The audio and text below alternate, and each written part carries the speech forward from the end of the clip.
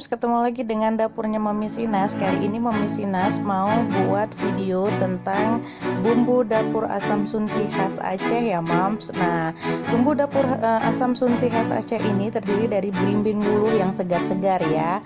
Nah, belimbing wuluh ini nanti akan kita asinkan seperti ini atau kita taruh garam. Tapi sebelum kita taruh garam, belimbing wuluh yang segar-segar ini, nah ini ya harus pilihan dengan belimbingnya yang hijau-hijau.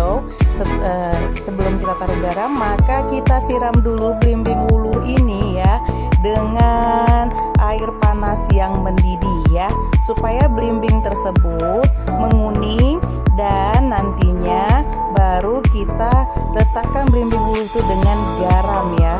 Nah, garam ini akan kita aduk-aduk, akan kita campur ratakan setiap belimbing wuluhnya ya, supaya apa, asam suntinya jadi makin enak dan segar untuk bumbu buat gulai ataupun buat asam keeng, buat rujak juga bisa ya. Asam sunti ini bisa digunakan untuk bumbu menjadi rujak. Nah, setelah garam tercampur rata ya,